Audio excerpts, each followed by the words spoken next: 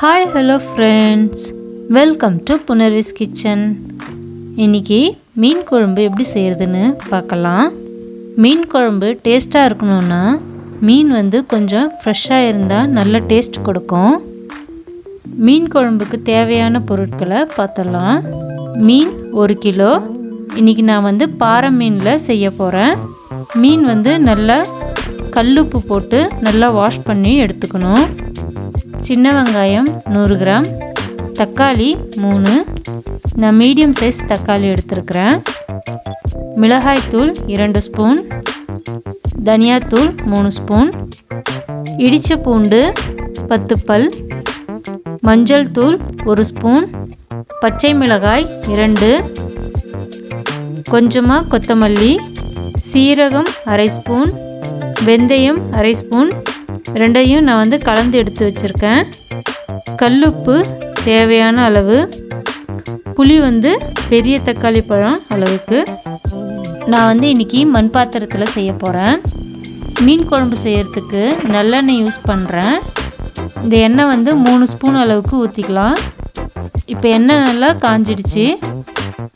இப்போ 1 ஸ்பூன் அளவுக்கு கடுகு சேர்த்துக்கலாம். கடுகு நல்லா பொரிஞ்சு வரட்டும். இப்போ கடுகு நல்லா பொரிஞ்சிடுச்சு. இப்போ வெந்தயம் சீரகம் சேர்த்துக்கலாம்.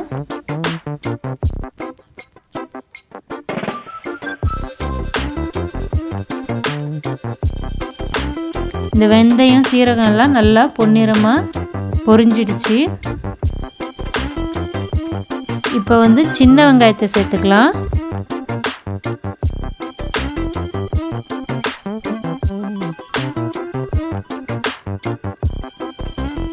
இப்போ ஒரு கொத்து கருவேப்பிலை சேர்த்துக்கலாம். இந்த வெங்காயம் எல்லாம் நல்லா செவந்து வரணும்.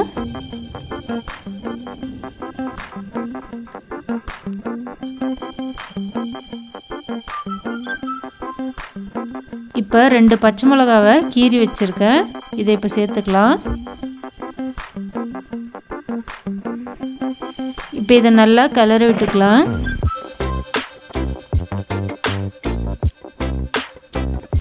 மெயினாக நம்ம மீன் குழம்பு டேஸ்ட் வரணும்னா இந்த வெங்காயம் தக்காளி எல்லாம் எவ்வளோ வதங்குதோ அந்த அளவுக்கு குழம்பு நல்லா டேஸ்ட் கொடுக்கும்.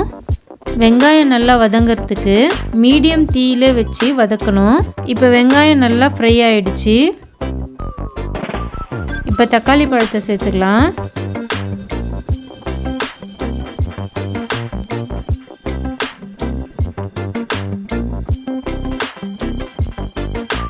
இப்போ வெங்காயம் தக்காளி சீக்கிரமாக வதங்கிறதுக்கு கொஞ்சமாக கல்லுப்பு சேர்த்துக்கிறேன்.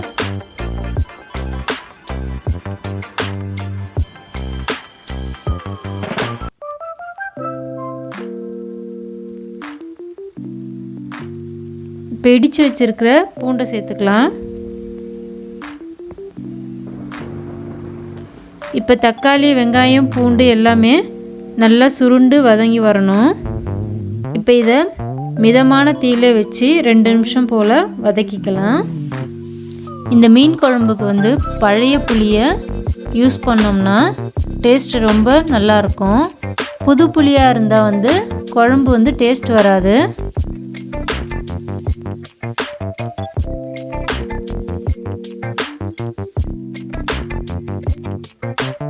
இப்போ தக்காளி வெங்காயம் எல்லாம் நல்லா ஃப்ரை ஆயிடுச்சு. இப்போ எண்ணெய்லாம் நல்லா பிரிஞ்சு வருது. இப்போ மஞ்சத்தூள், தனியாத்தூள், மிளகாய்த்தூள் எல்லாத்தையும் சேர்த்து 1 நிமிஷம் வதக்கிக்கலாம்.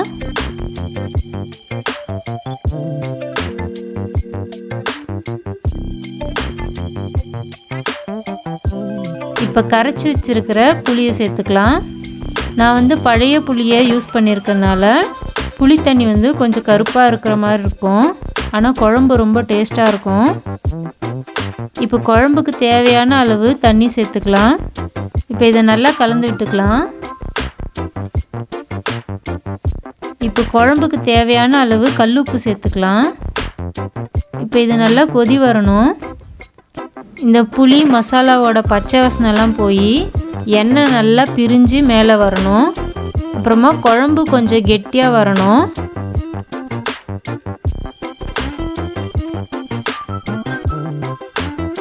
இப்போ இது கொதிக்க ஆரம்பிக்குது. இந்த குழம்பு வந்து கொஞ்ச நேரம் கொதிக்கட்டும். இப்போ நல்லா குழம்பு வந்து சுண்டி கெட்டியாக வந்துடுச்சு.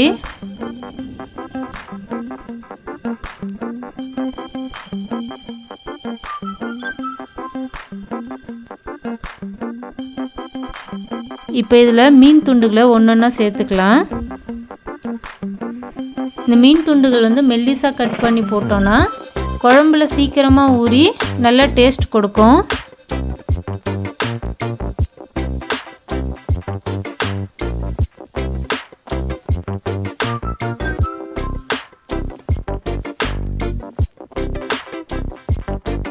மீன் போட்டதுக்கப்புறமா கரண்டியை விட்டு கிளறக்கூடாது.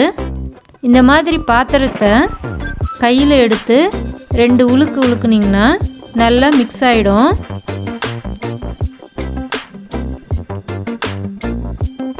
இப்போ இந்த குழம்பு வந்து 5 நிமிஷம் கொதி வரட்டும்.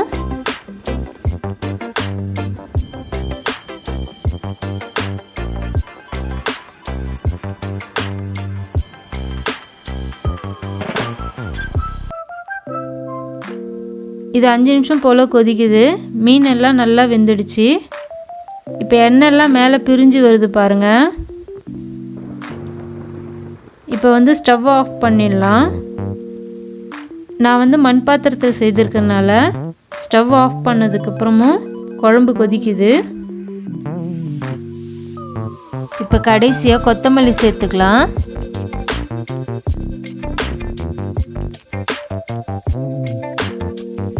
இப்போ கடைசியாக கையில் எடுத்து இந்த மாதிரி உலுக்கலாம். இப்போ எல்லாமே மிக்ஸ் ஆகிருக்கும். பாருங்கள், நம்மளுடைய சூப்பரான பாறை மீன் குழம்பு ரெடி ஆயிடுச்சு. எப்போ மீன் குழம்பு செஞ்சாலும் 2 மணி நேரத்துக்கு முன்னாடி செஞ்சு வச்சுருங்க.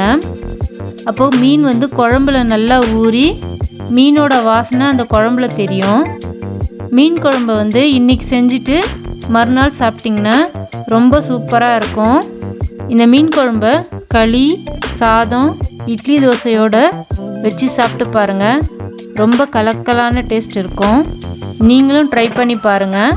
உங்களுக்கு இந்த வீடியோ பிடிச்சிருக்குன்னு நினைக்கிறேன். அப்படி பிடிச்சிருந்தா என்னோடய சேனலுக்கு சப்ஸ்கிரைப் பண்ணுங்கள். நன்றி. பசித்து ருசித்து சாப்பிடுங்க.